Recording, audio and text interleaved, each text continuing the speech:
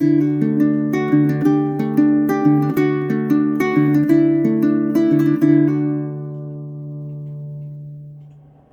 guys, Doug the Michigan Piper coming to you from the Pipe Rest, and I wanted to do a little bit of show and tell today. But first, I'll do some housekeeping. Peterson Killarney 221, and in that I am smoking some Captain Black Platinum because it's delicious. I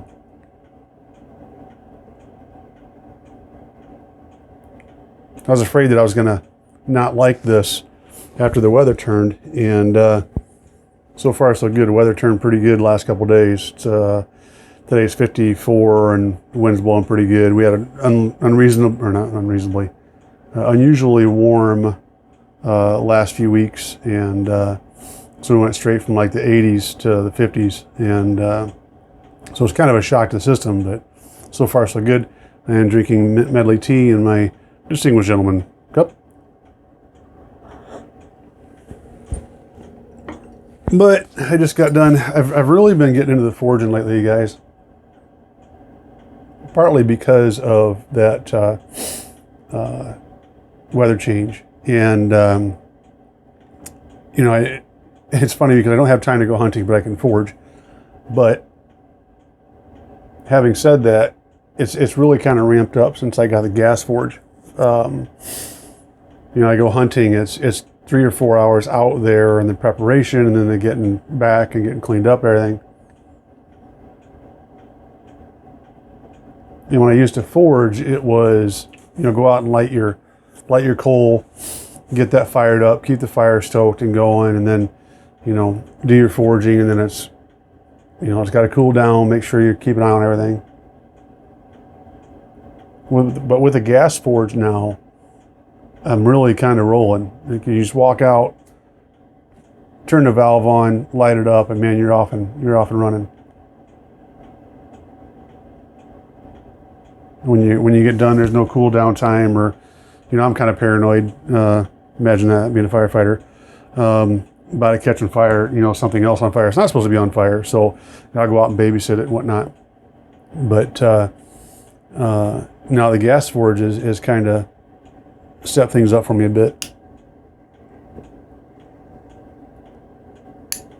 So I figured I'd show you some pieces I've been working on. One of the things that they say to do is to work on making wall hooks and S hooks. And so I've been doing that. I mean, you guys saw my tampers already. I haven't been doing too many tampers lately. But that was one of my first wall hooks. It's got kind of a flat scroll up here on the front. You can do a flat scroll, or you can do a round scroll, or whatever you call it. Fairly large hook. And then here's one that I didn't square off. Just a round hook. Now this, I think it needs some work on this part up here, because basically the way you make that is you set it down on the side of the anvil and you smack the crap out of it until it goes flat.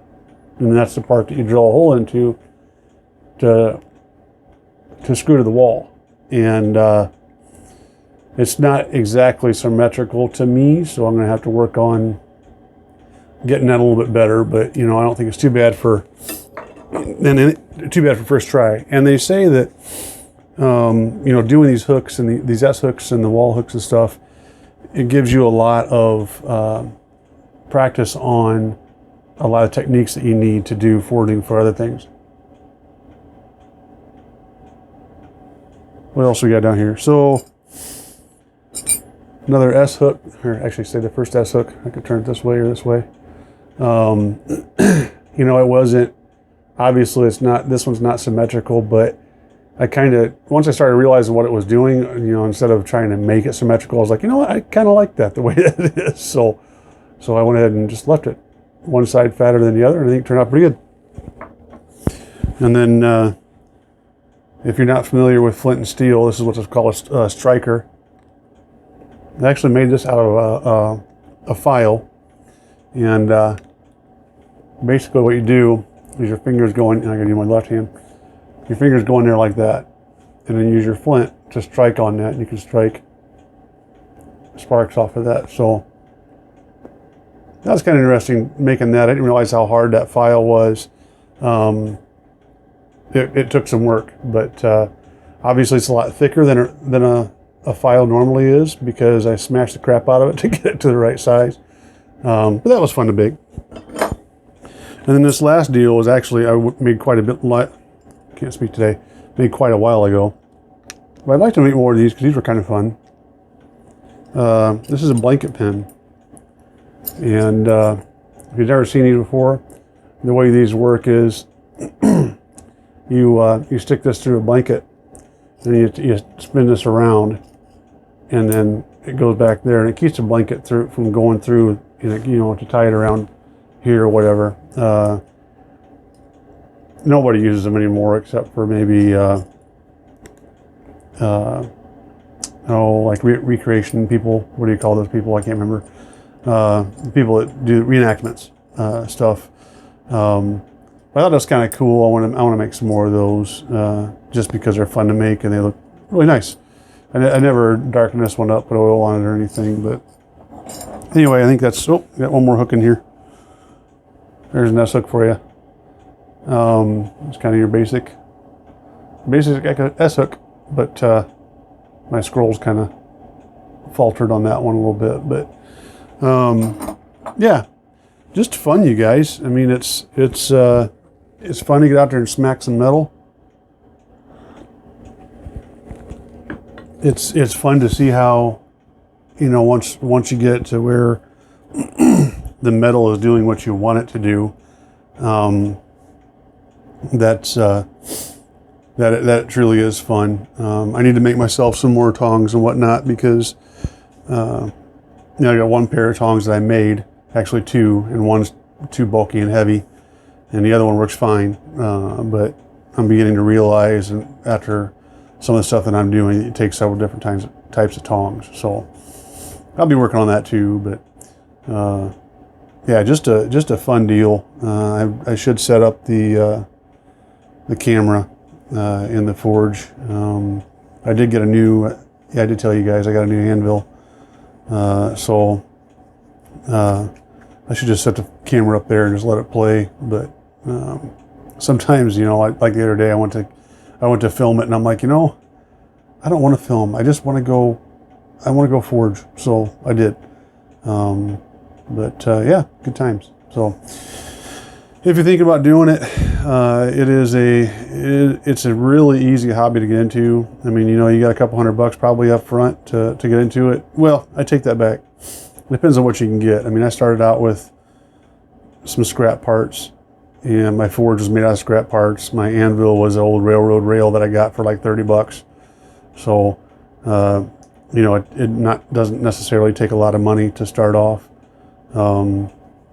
But just a fun hobby. So anyway, other than that, not a lot going on, you guys. I'm watching the GAW responses, and that's just, they're awesome. I love every one of them. I don't care if you just said I'm a father or I'm a Christian. It's nice it's cool to see different ways guys describe themselves, and the in-depth ones that are done are just amazing. So I will say one thing, if you did a VR and I haven't responded, or anything really, if I haven't responded to you, make sure that it got in the comments of that original video, because that's where I'm going to be pulling those off of. I noticed a couple of guys did some VRs and they didn't put in the comments on the original video that they'd done one. So I think I caught everybody, but if I haven't, then let me know. So we're at, as of the recording of this, we're at the 10th. So we got 5 days left if you want to jump in on that GAW. And I'll do my best. What I'll probably do is I'll probably do my version once the 15th has come, and on that video I'll put all the names on there. So if I missed anybody, then you can let me know, and we'll go from there. But I'm excited about getting this stuff out to you guys, whoever the winners are, and thanks again for all those responses. They're cool. So guys, I'm going to enjoy this for a little while before I got some stuff to do tonight, and go from there. So I hope you all are doing well. Until next time, you take care.